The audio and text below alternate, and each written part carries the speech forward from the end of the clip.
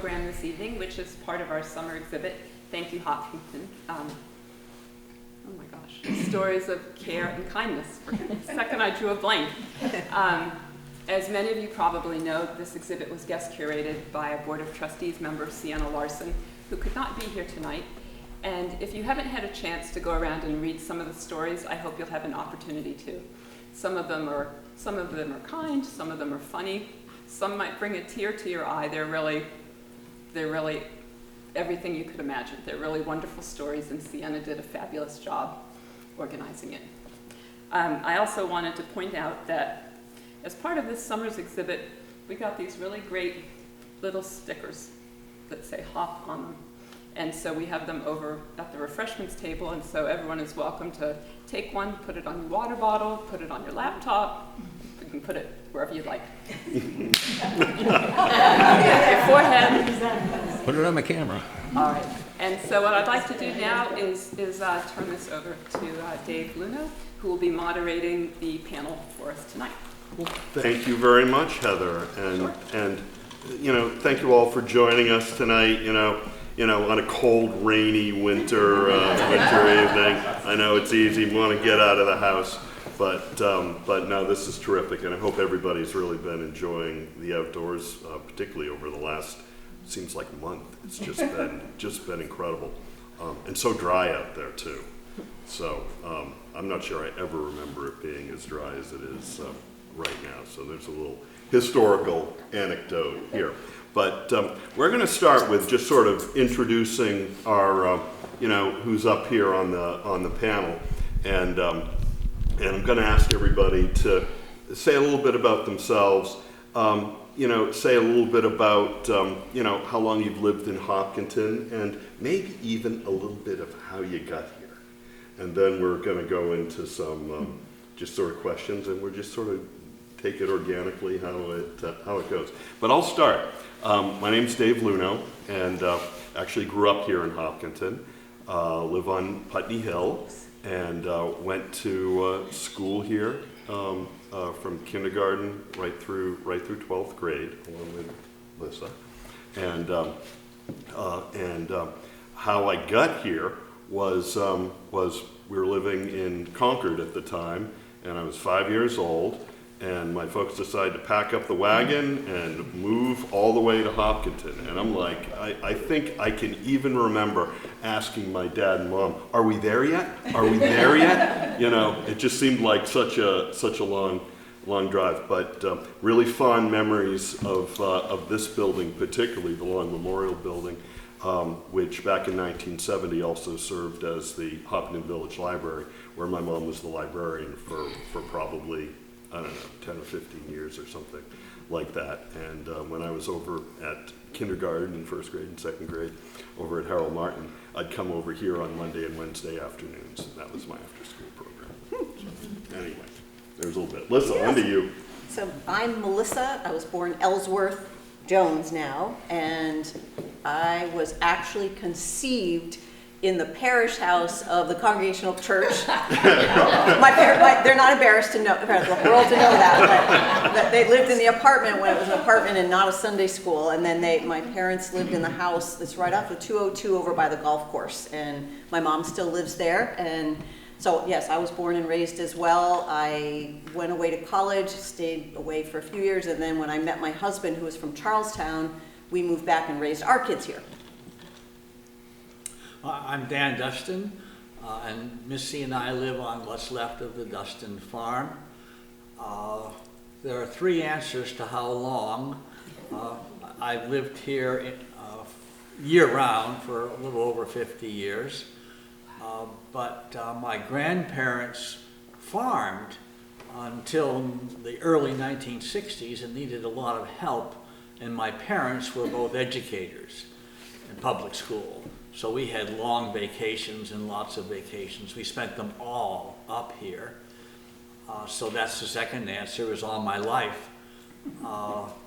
And the third answer is, of course, 200 years, because that's how long the family's been here, and I know the history so well. My father saw the farm dying and kind of, for a while, was trying to train me as a farm museum curator. Didn't happen, but I certainly have a lot of history floating around somewhere.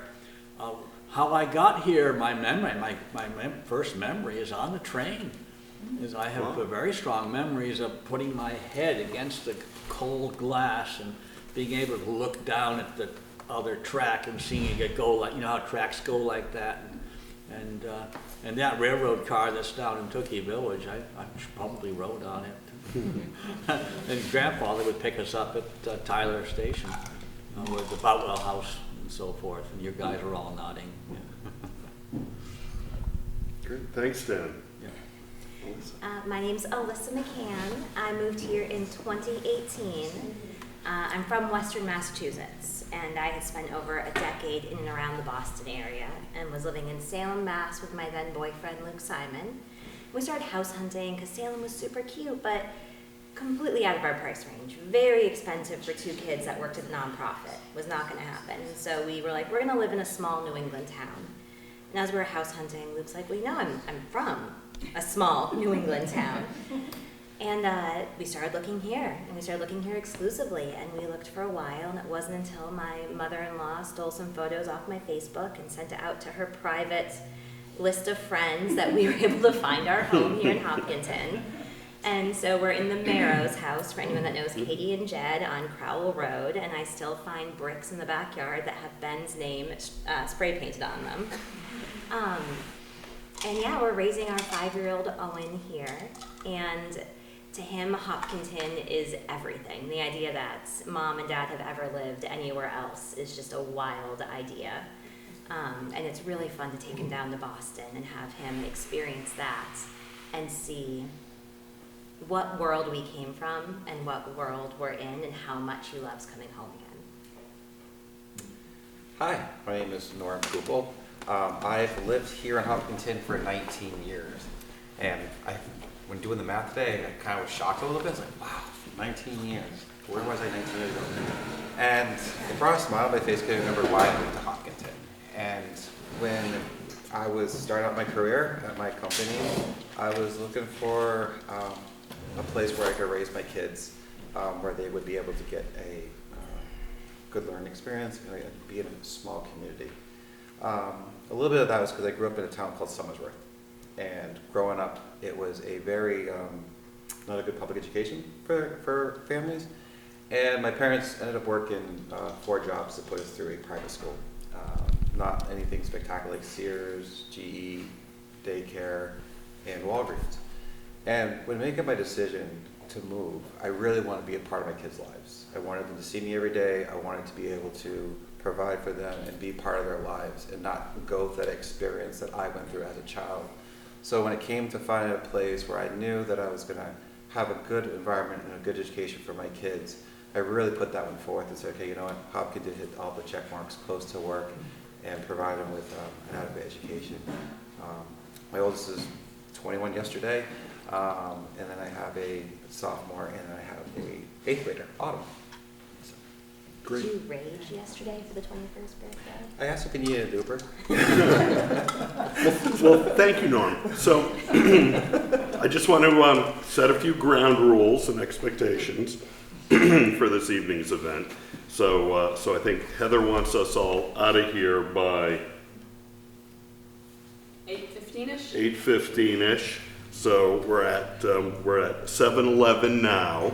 So you can tell I'm an engineer, right? So we organize these things.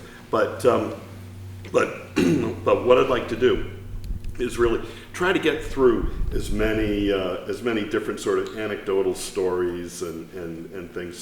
So 2 or 3 minutes each, and everybody share a little bit along the sort of same line, you know. And it doesn't have to be everybody. And I'd also like to maybe, you know, take some questions from you all too, like wow, let's probe on this one a little more, and you know, is this something that would be interesting to find a little bit more about? So So please feel free to sort of interrupt me and just say, well, Dave, can we dig down a little bit into this? So I'd love to do that. But what I heard just in the start here seemed to be a common theme about kids. People like living in Hopkinton to raise their family and go to school here, and Norm and I have each spent time on the school board, living together with Bill, and I served together on the board for a long time. Alyssa's certainly on the select board now, and maybe we'll move over to school board at some point. No.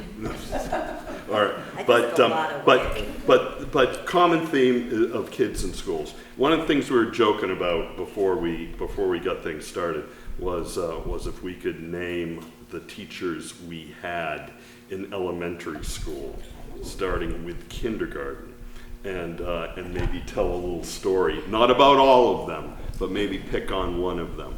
So I can name.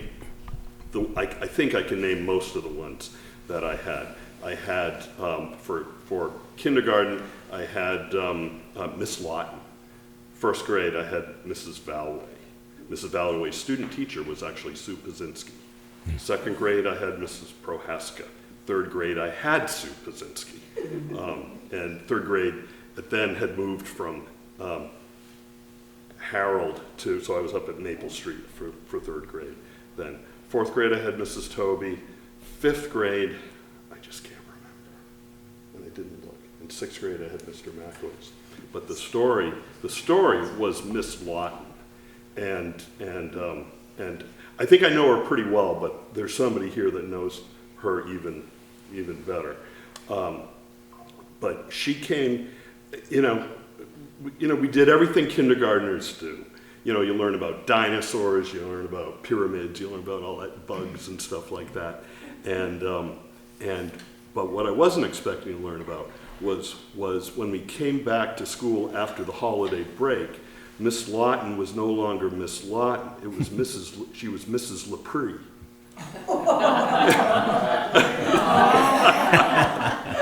So I learned something there too. All right.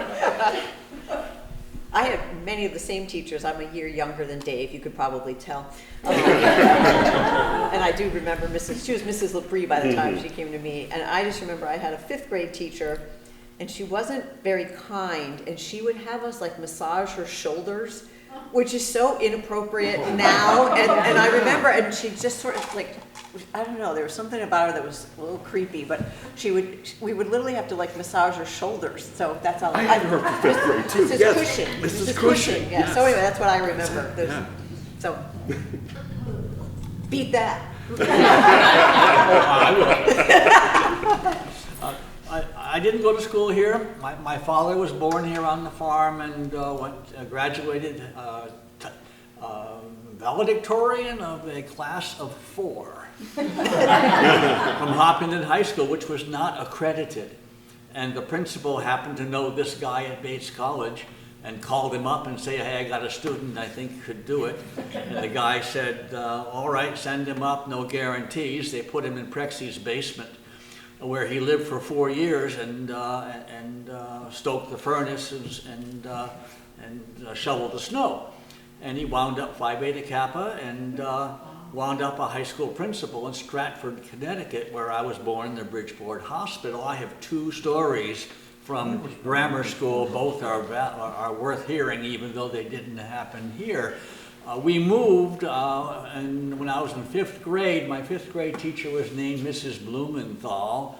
And somehow, when I got to my new school in the north end of Stratford, some kid in my class saw her name on a piece of paper on the teacher's desk, and I was called Blumenthal for half a year in the 5th grade. It didn't bother me a bit because my mother raised me to believe I was a genius, and I believed her. And this kind of arrogance has gone along with me most of my life, and it's not true, but it sure helps sometimes. The second story was in 4th grade. amazing story. In 4th grade, the teacher, Mrs. Wells, sent me down to dump the wastebasket. And it was a cardboard wastebasket with the metal bottom and the wire around the top edge, the school wastebasket. And I carried it downstairs, and there was a fire in the incinerator. Every school, every place had every yard had an incinerator in those days, and I had been watching the garbage men out the window of my house, the apartment we lived in at the time.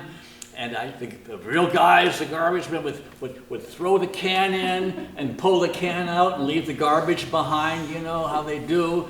And I just wanted to be one of the real guys, and I threw the can in, and by the time I got pulling it out, it was on fire. And I wasn't really willing to lose the can, and I took a while. I pulled it out, and it was aflame. There was nothing I could do, so I had to leave it, but it was too late. And I went back up to the schoolroom without the can, feeling terrible that I had done something very, very wrong. What I didn't know was that my eyebrows had burned completely off, and some of my hair. And the minute the teacher saw me, she got extremely upset. She did not know, of course, there was a fire. And I wasn't blamed at all. And I don't think I've ever seen a teacher that upset in my whole life. End of stories. That's great. Thanks, Ted. So Alyssa, Norm, you guys both obviously get adaptations to this question. But you know, something about kids and what's been special here. I mean, it's really hard to beat like child massages and fire in the basement. I don't know where to go from there. I will say, I think I have met every single one of Luke Simon's teachers who are still in and around town, who have come into the shop and said, I taught your husband in, and then I feel bad because so many people come in every day. I don't think it's possible for the number of people that come into the shop and say they know Luke from XYZ to actually know Luke. I'm like, I think he's paying people at this point to come in and say that they know him. But every single one of them has come in enthusiastically introducing themselves, and it just says something about the amazing teachers that choose to not only teach here, but then stay here, and then remember the kids that were here, and then seek out the shops that they opened in town to come say hi to their wife and be like, I taught your child. That is phenomenal. Like, that is so cool. And then Owen is in kindergarten, and he has a brand new kindergarten teacher. I think they're giving her an easy load, because there's only like 13 kids in this class, which I think is really impressive, and she is phenomenal.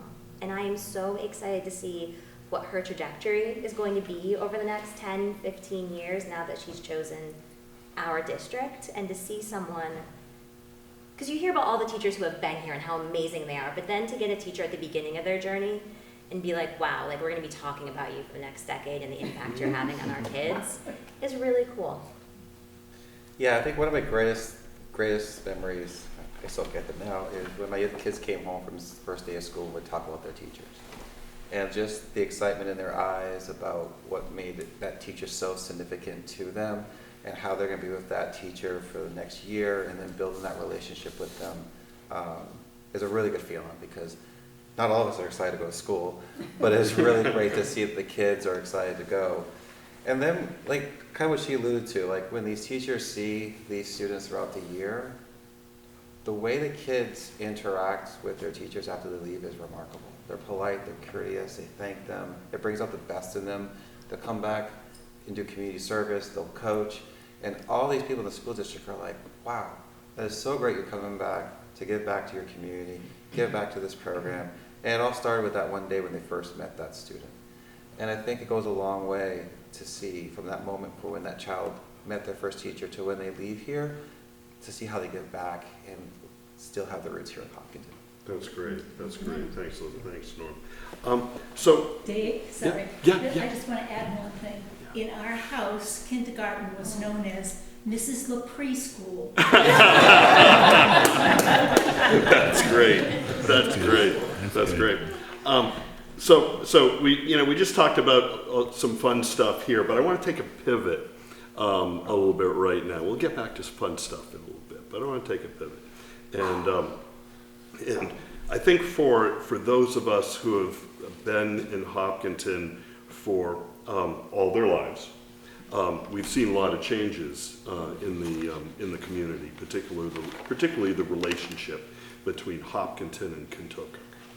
And so this is a little bit of a hard turn here, but I think, you know, given what the country is going through right now and the political discourse and the division that we're seeing and people pitted against each other, it's worth looking back at some of the challenges we had here in Hopkinton 50, 60, 70 years ago, and how far we've come from that. And I thought maybe the way we could do that with this group here, and certainly invite anybody to share thoughts on this too, is Dan and Lissa and I could take a moment and talk about what life was like in the 60s and 70s here in Hopkinton and Kentucky, and the tension that existed between the two communities, and then maybe contrast that with what Alyssa and Norm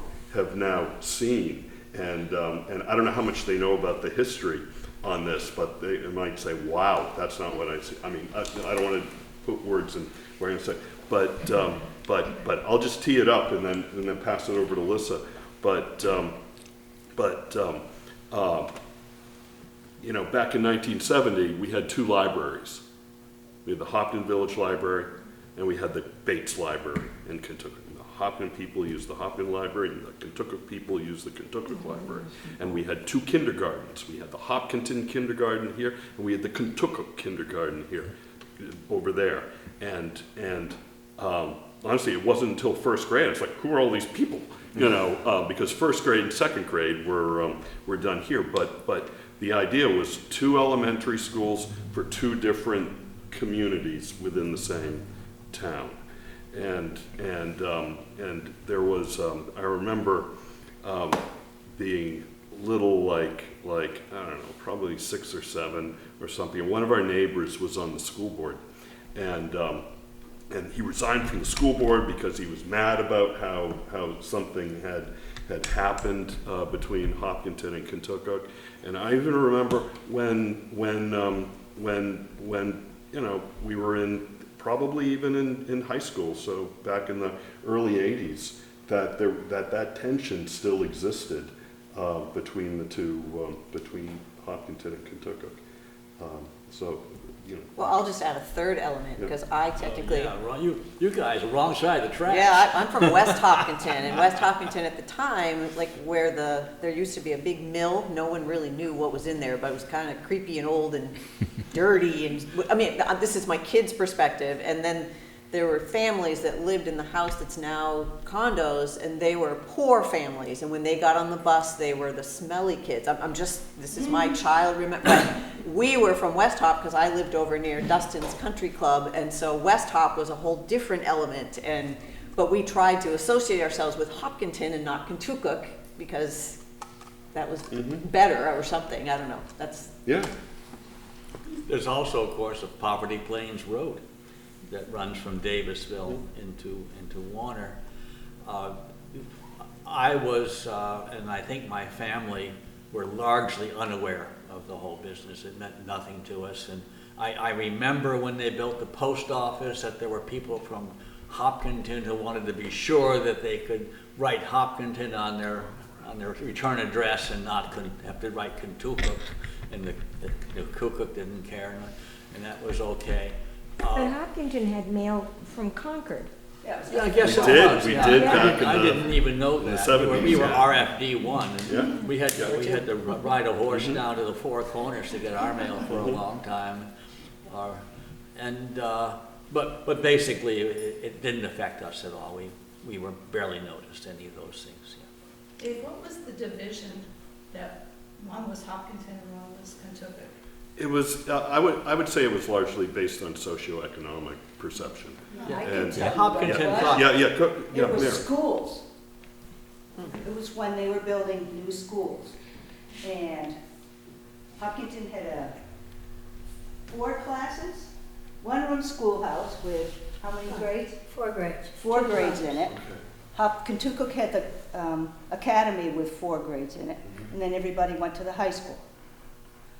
So a new school was needed for the Hopkinton kids, and there was a sect that thought there should be a new school for all the kids because the academy was not that great a place. And the big fight was between those two sides, and that really broke the town right up.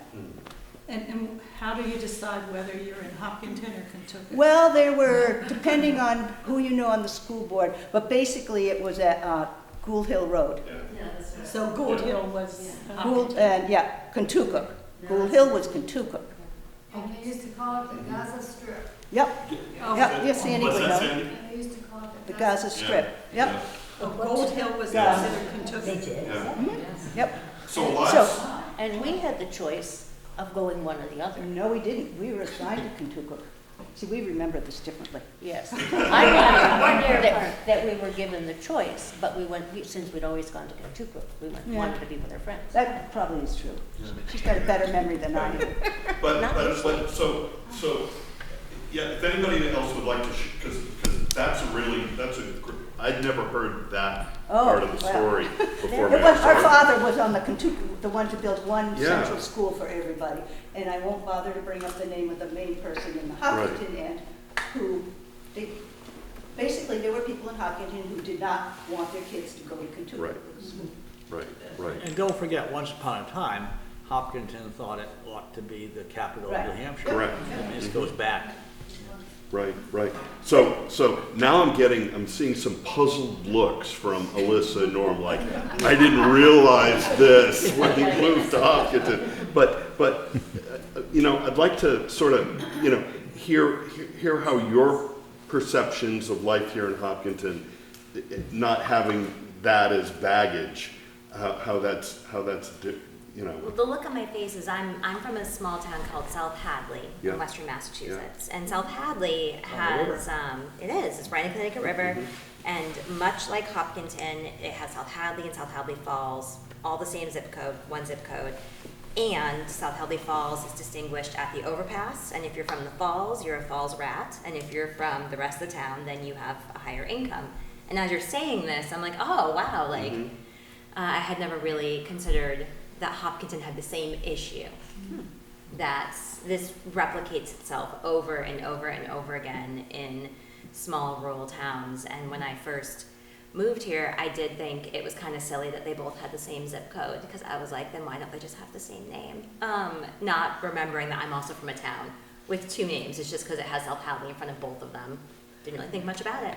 I will say the one thing about the 2 name thing is anytime you're getting something shipped here and they're like, but is it Hopkinton or Kentucky? And you're like, it's the same. I don't care what you put on it.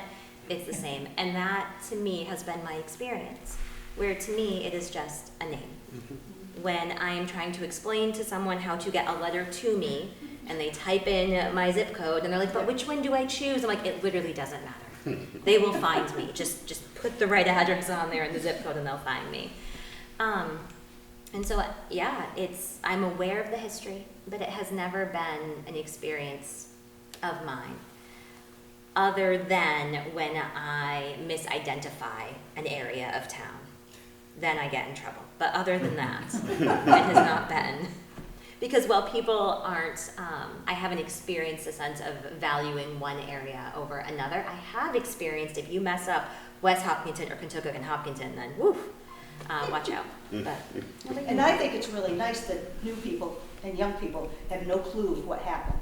To some more fun stuff about growing up in Hopkinton, and Heather had sent me over a little cheat sheet of questions. That's right, I got plenty of questions, and one of the questions, one of the things that made me think of this question was when I was walking up the stairs, and there's the exhibit up here with the old dial telephone.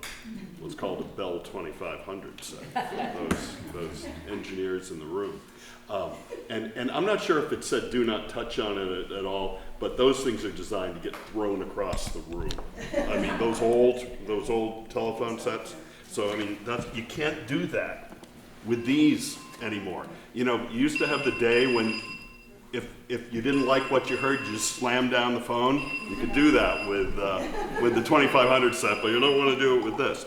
But just wondering, Melissa, did you have a party line? You bet. We actually had like 3.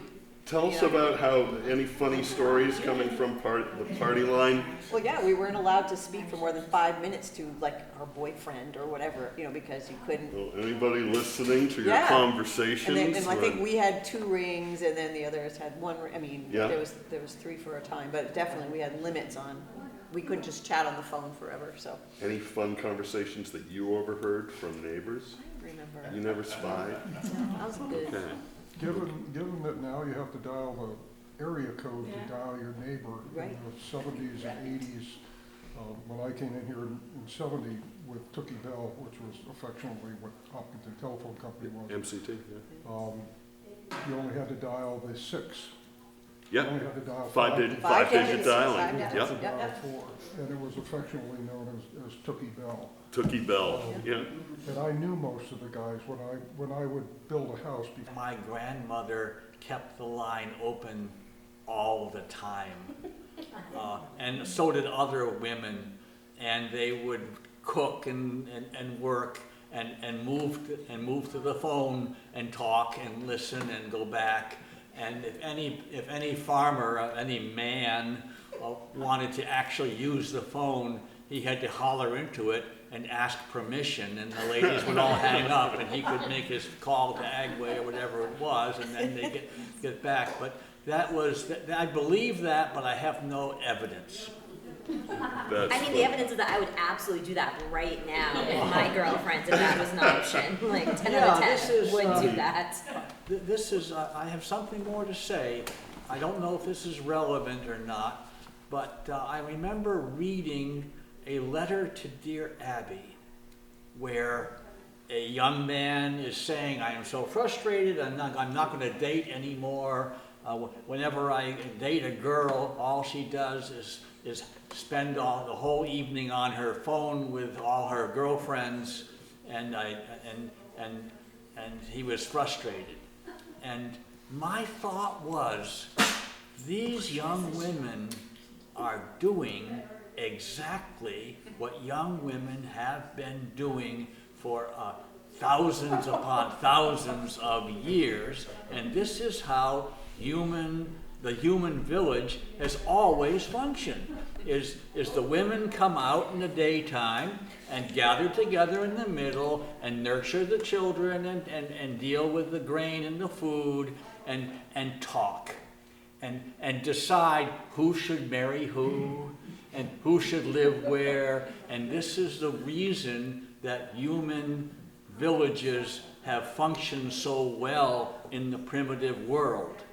And I think of all of these young women who are probably feeling guilty because all they do is be on their phones all day, and I think that they shouldn't. All right. You're welcome. I'm sorry, I have a related story, which is when Luke, all through college and after college, would come and visit his parents 1 weekend a month, religiously. He'd come up. And so I started coming up to visit his parents with him. And the one thing that really struck me in walking down to the farmers markets with my mother-in-law was that Hopkinton was a matriarchy. You went down to the farmers market, and here were all these amazingly talented women doing super cool things and talking about worldwide ideas and big things happening. And I would come back and be like, Luke, I get why you're such a kind, well-read individual. Like, how can you not be when you're raised in a village of all these amazingly strong women who have such wonderful things to talk about at the farmer's market? So it's still a very strong tradition in Hopkinton. I have a sister who had a black boyfriend in New York in 1960. She worked at Schraff's. He was a cook at Schraff's. The restaurant. They fired her they couldn't fire him. He was a good cook, but she was a waitress. At any rate, she got involved in the black scene in that part of New York, and what she said is the women run it. It's the women run the culture. the children go from lap to lap and fall asleep, and then are carried to bed. No one says go to bed. And that's the way, same thing. That's my Well, I think rap. we've We're off the subject. yeah, no, but that's all right. You know, just like telephone calls, stories morph and stuff like that, and the question changes a little bit. And yeah, go ahead, Ruth. Mabel Emerson was our operator for many, many, many years. Who? People may remember her. Mabel She was the Emerson. announcer at the Hopkinton Fair for years. You guys will What know. was her name? Mabel Emerson. Mabel Emerson. And one could call if one was looking, for example, for Tommy Pratt. I mean, you would crank and then ask for the number. Oh no, he's over at Billy Dunlap's house. I mean, that's what the operator said. Well, Yeah, to because build she on, would know. to build on that, I don't know whether it was Ruth or our brother Rick. Mom was in the hospital giving birth to one of them because it was summer. It was Ruth. And the hospital tried to call Dad to tell him they had a daughter. And it rang and rang and rang. And finally, Jesse Gould on our party line picked up and said, well, Eddie's out spraying. I'll give him the message when he comes in. He was a. So your father, Eddie Ledbeater. Right. Yeah. Well, or he had been out spraying. But anyway, you know, the neighbor picked it up because she knew what was going on. So Mabel was the go-to person for all information. Yep. Was your father always funny? She was the Susan Colbert. No. of- Yeah. I just think of him as always funny. Well, that's a good, yeah. All right, so At church, he's funny. all right, so we're still going to talk. We're going to keep it going from telecommunication to transportation, and we've got a lot of dirt roads in Hopkinton. I think now, Alyssa, being on the select board, you probably know exactly the number of miles paved roads and dirt roads. Heck no. Heck no. I think I've heard this number a few times. But I think we have more miles of dirt roads, not by a whole lot, but more miles of dirt roads than we have paved roads. I think I heard Neil Cass say that. And so obviously nowadays it provides a really great opportunity to get out there on gravel bikes and stuff like that. But back in the 1970s and 80s, it provided, and all these decades before that, provided great opportunity to get out in your parents' car and drive around with somebody and go to. And I was just wondering if we could have any sort of like dirt road stories and driving around in various vehicles in whatever states of disrepair they may have been in. I will just say that there's a dead-end road on the other side of Elmbrook Park that my parents lived literally right off of 202. And there's a road that used to go straight through. It used to be a main road, but it's dead-end into the water. And that's all I'll say about that. Okay. Are there bodies in the car? Is it like Chappaquiddick? No? No. All right. So I lived on Little Tookie for 14 years. And every year when there was a snowstorm or if it was freezing rain, going down Little Tookie, I would say a Hail Mary every time. And then there was that one time I didn't pray, I went right into the snowbank because it just iced over. And I was very happy when I moved out to Amesbury Park. Still said my Hail Marys. But yeah, that road was very dangerous at the time. And it would completely collapse with all the rain and snow and stuff.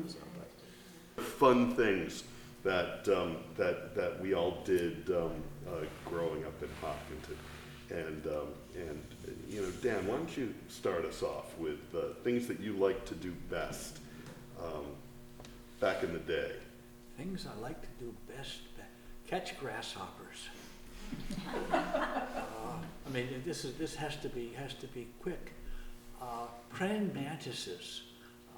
Keeping a praying mantis chrysalis in a jar and watching it hatch. Fishing, of course, worm fishing. I have recently given the Dustin family cane pole to this outfit. I don't know, but do you know where it is? Right, it's right over there, over the canoe. Right over the That long canoe. bamboo pole. It's over 20 feet long. And it has to be one of the earliest imports that there ever was in this part of the world. And it had to have come on a ship from far away. It's bamboo. And it's over 20 feet long. It must have come in a bundle. So that's it right there. Yeah. Oh yeah, there, is that it? Yeah. And yeah, the string's still on it. It's huge, and there's a whole technology. You have to carry it behind you to get through the woods to the river, and the string is only really as long as the pole. It makes, but you don't use that string. It's tied to the end, and that's just there in case the end of the pole breaks off or something. You have the string, but and you swing it out, and you can get to the middle of the river with the thing. And then if you catch a fish, we just have to keep the point up. As long as you keep the point up, the fish can't go anywhere because it's just there. And the fish swims, take your time, get tired. And it's a very interesting technology, and so and I was trained among many other things. I was trained, and that's my story. That's good. That's good. So what does your guy like to do? Owen? Yeah. So Owen's favorite thing to do as a 5-year-old. Yeah, I wasn't talking about. Yeah, I was like, yeah. Luke likes to build Legos right now. Owen's favorite thing to do is go to the swap table at the transfer station. He is No kidding. a treasure hunter. That's great. That kid, he hops right in there, and he is the reason why the line stops on Saturdays. I love taking him on Saturdays because he has to peruse. He's like, Mommy, did you look in that box? Have we looked in that box? Have we? And he is searching for something, and thank goodness the amazing team at the transfer station keeps a stash of Hot Wheels cars for kids just like Owen, who when they can't find something at the swap table, you can pop in and be like, please, Lord, help me. Do you have anything to dislodge me? And I just really appreciate like the things you can find at the swap table in Hopkinton are, there is a Hot Wheels garage that is almost my height in my living room right now because my husband and son went unaccompanied to the dump and came back with it. And it's the largest thing in my house right now, and it's from the Hopkinton transfer They broke station. the matriarchal rule. Like they truly did. And every time I let them go alone, they come back with some ridiculously sized toy they found at the swap table. But that is literally his favorite thing to do, and he lets me know every time. And now when I say, okay, I'm taking out the recycling, he goes, I need to look through first. And I'm like, I promise you, sir, that there are no toys in this recycling. Like, this is simply, he's like, I need to look. I'm like, okay. That's great. That's great. Norm, I want to give you a different question, if that's okay. So I think I know you, obviously, from the work you've done on the school board, but I think I've sort of heard about you more and talked with more people about what you do coaching kids. Yes. And I was wondering if you could talk, because I've done a little bit of that Yeah. too, and it's really one of the most amazing experiences I think you can have. And I was wondering if you could talk. Yeah, briefly, yeah, sure. So yeah, I've been coaching in Hopkinton for 14 years, 15 years. Mostly it started out with HISA, then soccer, basketball, just to kind of give back to the community because I really enjoyed making a difference. When leaving the school board, I really wanted to continue being part of the district because it meant a lot to me. So I had the opportunity to coach cross country here in town as the assistant. And it's a really great feeling to see the difference that you make in a child that can't run 2 feet and then they run 3 miles with no problems and they get recognition. It's a really great feeling to bring something out of somebody that maybe they don't have, that they didn't know they had. And it's really exciting to see that.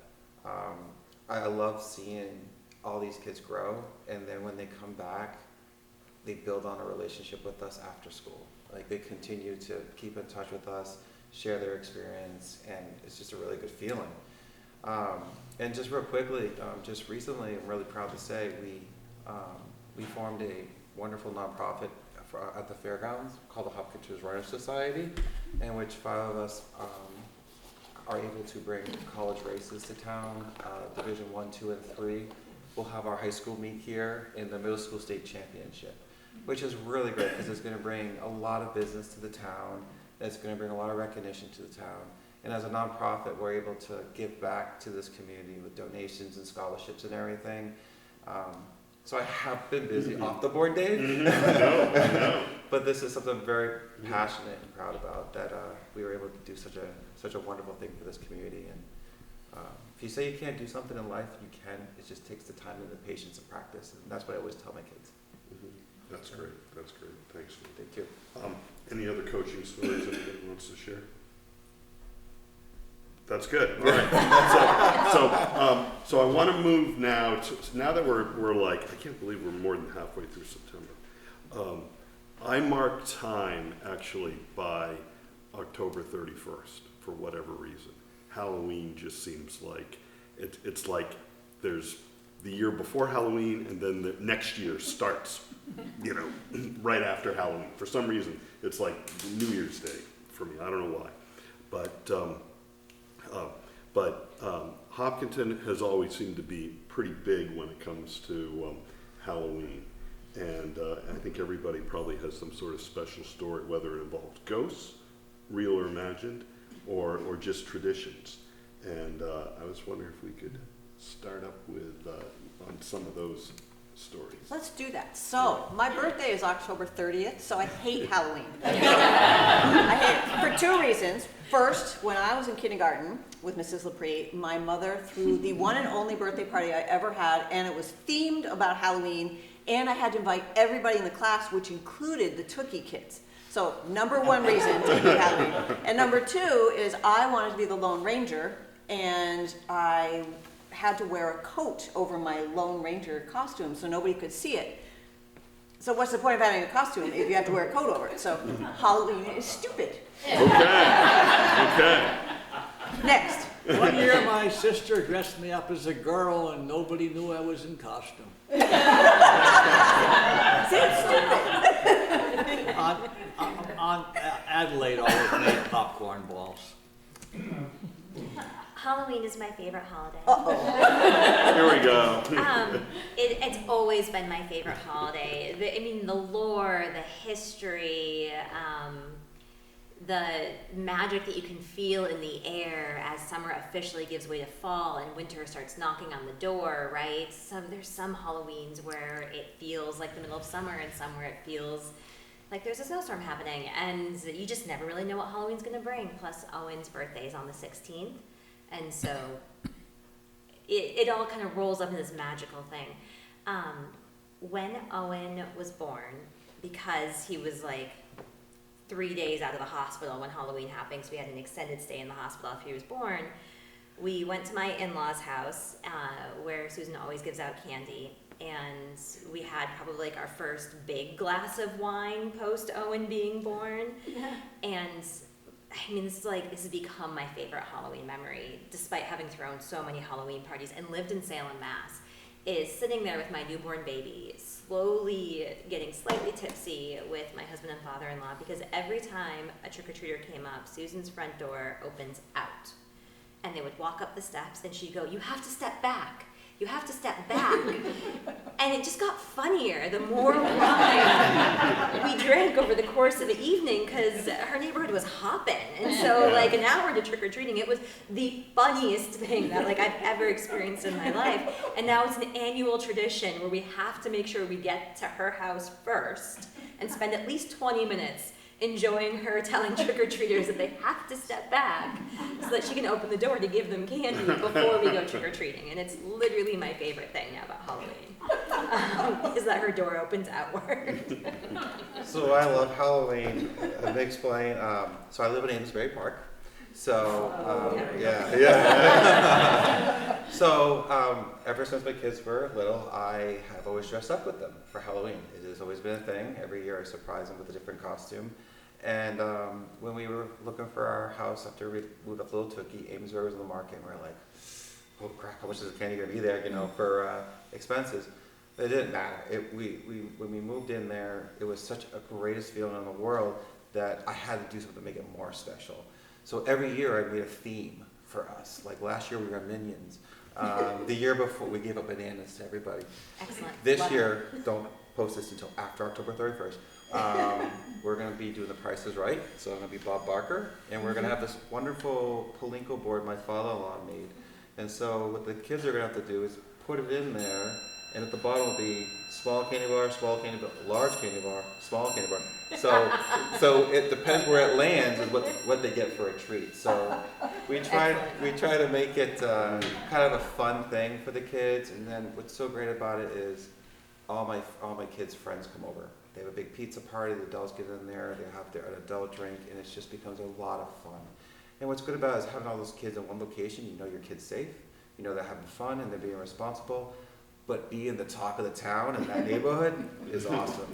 So I love it because just to see the excitement on my kids' face of the theme that we do every year, it's just awesome.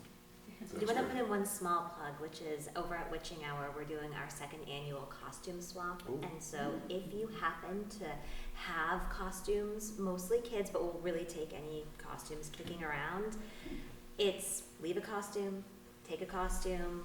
We essentially put out the clothing rack and we'll help folks out. And to see little kids come in and find the princess dress they really wanted or the ninja outfit they really wanted is the most magical thing in the entire world. And if you think about costumes, we wear them one time and then we generally outgrow them or they sit in the closet, and so this keeps them out of the landfill while helping to decrease the cost of Halloween for so many families. So if you have any kicking around, just drop them off with us and we'll hang them up and anyone can come take them. Dave Feller, I'll let you play the game. Okay? You can play the game, all right. And I will amend my answer to say that when I brought my kids to Amesbury Park, so where I live on Moran Road, there's 4 houses. We get 0 trick-or-treaters, That's and right, we have us to too. drive our They kids all go to around. Amesbury Park? So when I took my kids to Amesbury Park, it was totally awesome, and because we just sort of walked behind them, and so I amend my answer to say I can see why it would be enjoyable to you. And you can't have a conversation or a story about Halloween in Hopkinton without talking about the Halloween parade on Main Street to Harold Martin School. Yeah. So that is just such a special thing. Has everybody had a chance to at least witness one of those? Absolutely. It is just the cutest damn thing you ever seen. So and I think a tradition that'll go on forever. I hope. I want to go into while we're sort of getting close to wrap up. I also want to touch on, as we're sort of getting into the winter thing. One of the big winter recreation events in the town is going to high school basketball games, and it seems like the entire town shows up. It doesn't matter, girls or boys, or the unified team. Everybody's there, and having a great time. The Hopkinton boys, particularly. So my son Luke played.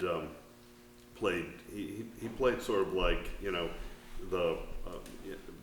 the center, he was a big guy, but he liked to battle it down low, throw some elbows, make some contact and dunk the ball and stuff too. But we haven't had a lot of success actually finishing on top of the state championship. We've gotten close the last couple years, I think. We got close when Luke was a senior. Yeah. The girls went last year to the state's championship. But the last time the boys won a championship, Sandy, do you remember the year on 65? George Sharp on that team? Yeah. See, I wasn't born then, but I knew. And Sandy, I want to make sure this story gets told. Do you know any stories about George Sharp on that 1965 championship? All right. Well, the one I'm thinking about is who they were playing in that championship game. Charlestown. Who wants to tell the story though? Mary, do I you? don't know the story, I just remember Carlton Fisk. Dave, do you want to tell the story? Has everybody heard this story? Because I don't want to bore people if you haven't heard the story. Then I'll tell the story. Towards the end of the game. Yeah. So Was Carlton yeah. Fisk on the other team? Carlton Fisk played for Charlestown. Oh, that's right. And we were in the finals, 1965. And it was really coming down to the last plays of the game in the fourth quarter, and of course, you know, everybody knows George Sharp, and he's like what 6'6" or something like that, and Pudge Fisk is not really close to. Everybody knows who Carlton Fisk is, Pudge Fisk, right? Former catcher for the Red Sox, and so coming down towards the end of the game, George is going up for a layup and gets fouled by Carlton Fisk. Carlton Fisk picked up his sixth foul. He's out of the game, and Hopkinton went on to win. And if asked today to Pudge Fisk, ask Carlton Fisk what his most frustrating moment in his athletic career is, his head will explode, and he'll go, "I did not foul Sharp."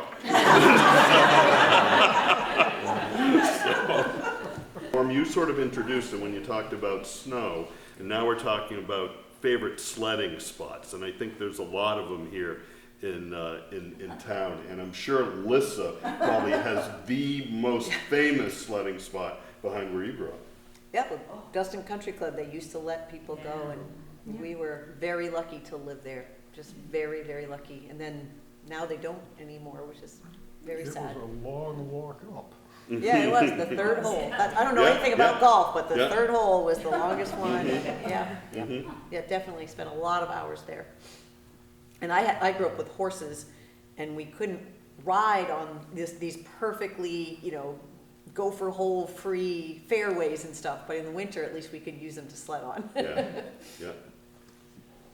I don't remember, it was 73 or 74. That Dustin Road was dirt in the 70s. And I had a pair of clamp-on shoe spikes I picked up at the flea market. I mean, today we all buy them and they go click on our feet. But in those days, they were not common. And I had a pair. Joe Cornet's Flea Market was a wonderful place, and I had a pair. And one winter, I built a log cabin, and in one winter, a light, the headlights of a car swept past in an odd way, and I thought, what's going on? And because someone, and then another happened again, and just a few seconds later. I thought, something is strange, and I stepped outside, and the porch of my, was just solid ice. And I backed into the door and put on my spikes, and I walked down to the road, and I took a car by the rear view mirror with one finger, and I turned it back towards the west. Wow. And then the next one, I used my little finger on the rear view mirror, and I went, and the people in the car said, "Thank you." So when my daughter was in kindergarten, she was out sick for the day, and we live on Moran Road, which is nobody's ever heard of, but it's off Hatfield Road. Yeah. And we're in the middle of a big long hill, and it's all dirt. And it was one of those ice storms, and they didn't cancel school for some reason, and she was sick. So she was not on the bus. And in the winter, I can see all the way to the top of the hill, and the bus, the wheels were locked, and it just went down the road by my house with the wheels locked, and all I could think of was, oh my God, like they're gonna hit Thane Road or whatever. And luckily somehow they were stopped somewhere around my pasture, and I went down, this was I mean, people had cell phones, but not like today. And I remember like running across our field, and it was glare ice, and just to get down to the bus driver to make sure she was okay, it was just awful. It was just awful. So now they all have chains that come down from the buses and stuff, but certainly not in, you know. And now they don't go to school. And now they don't go to school if there's a cloud in the sky, so. I don't know, I think we've got a pretty good track record in. Where? I'm sorry, where? I mean, you hit me with it, and I haven't had time to think. I think the horseshoe pile. Oh. Yeah. I mean, I know what it looked like when I was a kid. And I think, and my uncle was apprenticed to Joe Derry. Yeah. Yeah. And so there's stories. Well, there was this dead-end road over by Elm Brook. I knew you were going to bring that up. I didn't know you though. There's the Dynamo. Yeah? It's closed now. That's in Warner. Yeah, it's the Dynamo. Yeah, but we would occupy it too. So, Pardon me? That's yeah. Warner. One more time? It's in Warner. That's right, sorry. Yeah, but close enough, close enough. Norm, you had something on Yeah, your no, just like my favorite spot is more or less a running route. So I like to be able to run in a certain area, which is usually behind the library. I like seeing all the foliage in there. So I always do the same 3-mile route almost every day, and it just puts me in a nice, happy place with the foliage back there, and when the books are changed to different. I usually don't stop 'cause I'm running, but I'll see the titles of them. But it's really a good area just to kind of catch the games too if you're running and everything. That's my spot. It's nice to see. My favorite spot is walking down my road, Crowell Road, right after the season has changed. There's a beautiful canopy of trees, and so if you hit it right after the leaves change, it just kind of hits you. Or the first time you walk down it in the spring, and you're like, oh my goodness, all the leaves are here. It's just a really beautiful road to walk down. Yeah, and I want to chime in on this one too, and you know, there's so many special places in town. I think one of you know our favorites is anything along the Hopkinton Greenway. It's just magical, whether you're running it or hiking it or biking it or whatever. And you know, I've run into Bob Lepre over there so many times along the Greenway, building bridges, and really an enormous town effort, I think, to do that. But one spot really stands out, and it's not on the Greenway, but it's up at the very top of Gould Hill, and it's, what is it called? The Witchwood? Is that what it's? Is that? Oh, yeah. Yeah, the overlook, yeah. And you know, I don't get up there very often. I mean, probably not even every year to that location. But when I go up there and you sort of hike in and you just look out, I just think it's just an amazing one of those things that just drops your blood pressure. So. You know what used to be beautiful when I was growing up? Underneath the bleachers to step on the firecrackers. And one time, I mean, this fellow, he loved my father. He came to his 100th birthday. He came to his after he died, what did you call it? Funeral? Yeah, he came to his funeral. Sorry. And one time, somebody dropped a cherry bomb. And it was a long way, and he said, I didn't want to ruin my shoe, but you know how a basketball, they run on one end and then he kicked it out on the floor. It went off in the middle of the floor. His name was Manning Harvey. He lived in Washington, New Hampshire. Yeah, well, let's not do that. We got a new floor in the Hopkinton gym, so let's not be doing that anymore. It's amazing that students could get away with dropping firecrackers. Yeah. They'd be arrested. They'd be incarcerated today. I know. Students get away with a lot of things, so you just don't see it. You just don't see it happen. Yeah. So we're not going to tell those stories. Does anybody else have anything else they'd like to? Mary, have you got something? I do not. You don't? Enjoyed it all. All right. Enjoyed it all. Oh, I have a Mary story. Uh-oh. Come on, Carol. Yeah. In authorized to tell it? Sure. All right. In sixth grade, she organized, do you remember ballroom dancing? And you had one boy, you had enough girls, but you were missing one boy, and I couldn't convince my son. Finally, we convinced him to do the ballroom dancing. Can you imagine now, sixth grade kids? Do you remember that? When I was in sixth, because my parents did it for me in the basement of our house.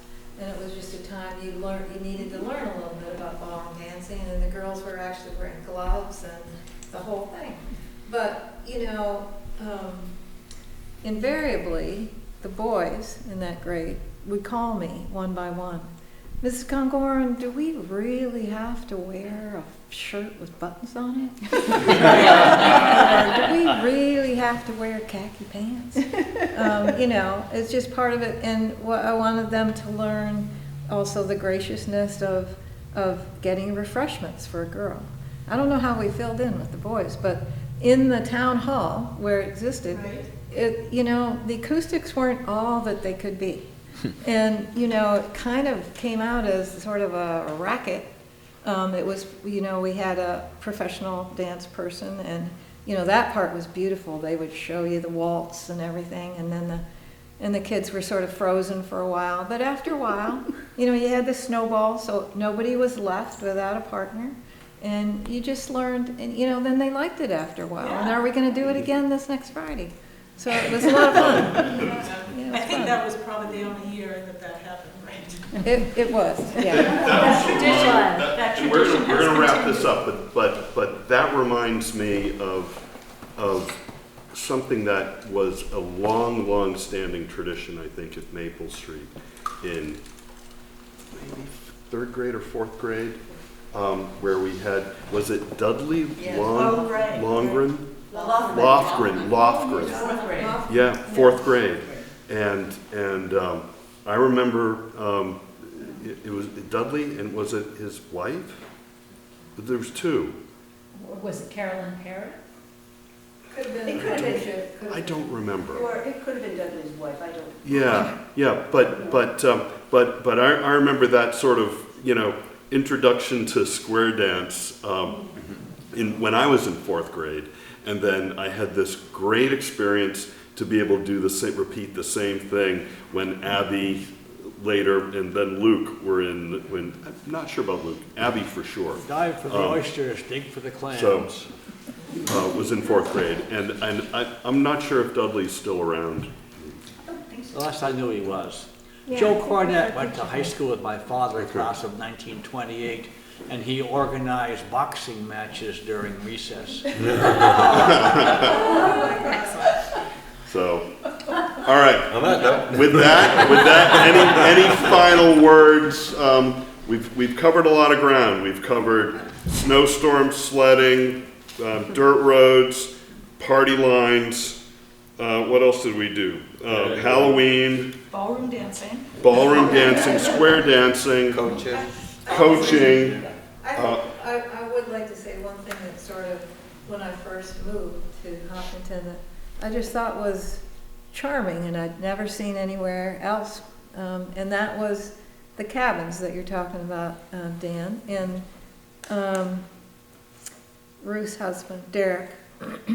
Just automatically, you would find wood prepared in case somebody wanted to make a fire in the house to stay warm during maybe when they were ice skating. And then the ice skating, I said, well, how do they tell when the ice is thick enough? And he said, well, they just drive a truck on there. And I didn't ask any more than that. But I thought it was charming that people just, they wanted others to enjoy the skating and enjoy their town. So he just took it upon himself to fix the wood and have it there in case you wanted to fire. I thought that was a beautiful thing. It was always giving you something. Yeah, for sure. Always giving you something. Well, thank Derek. you all tonight, and thank you. our and please give yourselves a hand too, because this was really, I think, a wonderful team community effort. So and thank you, Heather. Oh, thank you. It was terrific. And everyone, yourself to refreshments. Yeah.